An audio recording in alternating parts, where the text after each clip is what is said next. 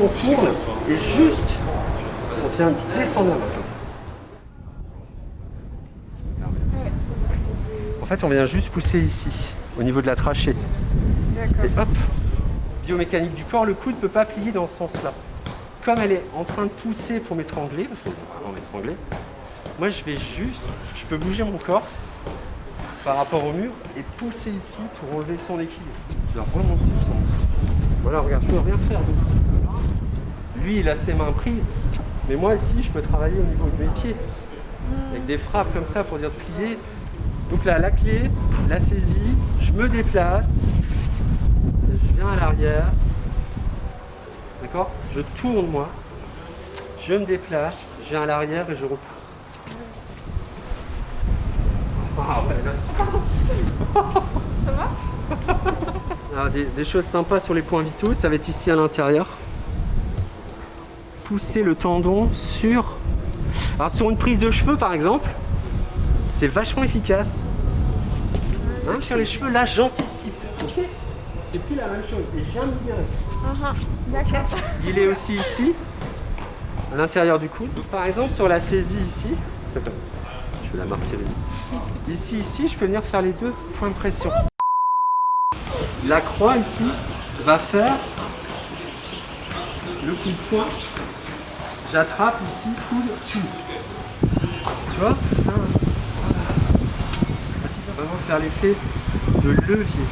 Donc j'ai créé Pro Défense pour aider les gens à se défendre contre les agressions. Tout d'abord grâce aux arts martiaux que j'apprends et que j'enseigne depuis 13 ans. J'ai développé également des techniques de communication non violente pour apprendre aux gens à déjà désamorcer un conflit.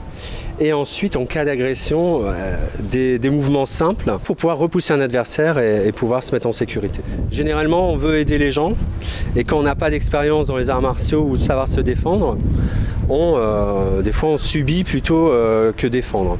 Donc l'idée est venue de là. Généralement, c'est plus les filles qui sont en demande. Mais bon, j'ai envie de dire, moi j'y suis allé parce que j'ai été victime aussi de raquettes quand j'étais jeune.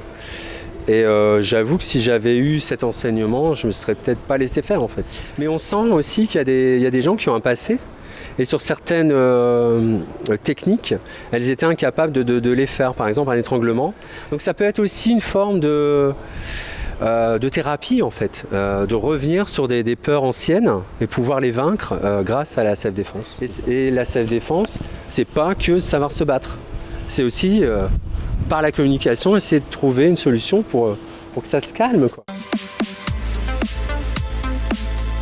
J'ai commencé le self-défense, comme je disais, après une agression. J'avais eu une soirée, un gala de Noël. En fait, en rentrant chez moi vers 3 heures du matin, je me suis rendu compte qu'il y avait un homme qui me suivait. Et je pense qu'il nous suivait en fait depuis le début, mais je m'en suis rendu compte qu'une fois que j'étais seule. Et donc au début, j'ai cru que ça devait être quelqu'un qui venait de la même soirée que moi, qui voulait me faire peur. Donc j'ai continué à marcher comme si de rien n'était.